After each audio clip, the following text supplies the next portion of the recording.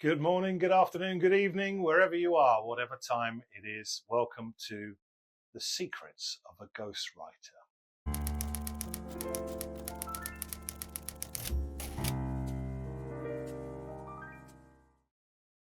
And here's a little tutorial entitled Stuff People Say to Me. And we'll probably have a part 2 and a part 3 of this as time rolls on. I do want to share some of the personal experiences that I've had in the writing process, because if they are real life examples, they happen, so they have merit. As a ghostwriter, there are conversations that I have with every client, every potential client, that are duplicates of previous conversations that I've had. The first one, when people are sounding me out, is, how do I know I can trust you? Now, thankfully, and this is the predicament for anybody starting out as a ghostwriter, I now have a track record, but once upon a time I had 0 books. And I don't necessarily have an answer to how you build up a track record when you have no books in your portfolio. But I'm grateful that the number of books that I have ghostwritten now affords me that trust. So I'm able to say to people, well, look at some of the books that we've written, and some of my clients are now deceased. And so, particularly in highly sensitive and highly public cases, there is that issue of taking secrets to the grave.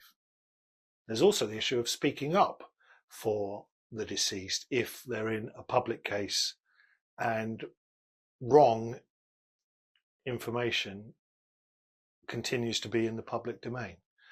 But essentially, I have worked from day one on the basis that if I break your trust, I will never get any other work. Other stuff people say to me always makes me smile. They say, I don't care if I sell 1 book, I just want to go on the record.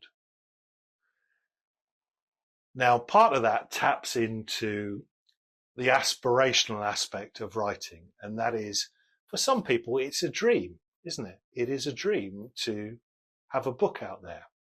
Also in this category, some people say to me, I just want to be a published author. Now that's slightly different, because that says vanity, you know? It's like if you speak to the influencer generation and you say to them, what do you want to be when you grow up? And they say, oh, I want to be famous. And you say, no, what do you want to do? So I just want to be a published author. Brilliant that you're into books, but let's just put some more layers on that, shall we? But the phrase, I don't care if I sell 1 book, I just want to go on the record. Again, it's quite common in the ghostwriting conversations, because we're often dealing with whistleblowers, we're dealing with memoirs, we're dealing with people that have found themselves essentially with 15 minutes of fame. And as I alluded to, we're often dealing with public cases where not everything in the public domain has been accurate.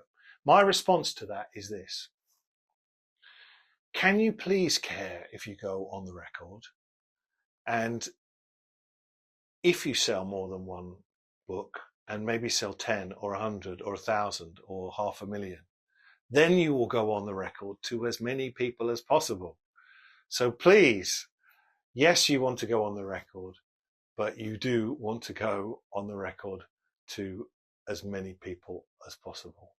So there's just a couple of little things there that I always hear in the early conversations when people are starting out on that writing process.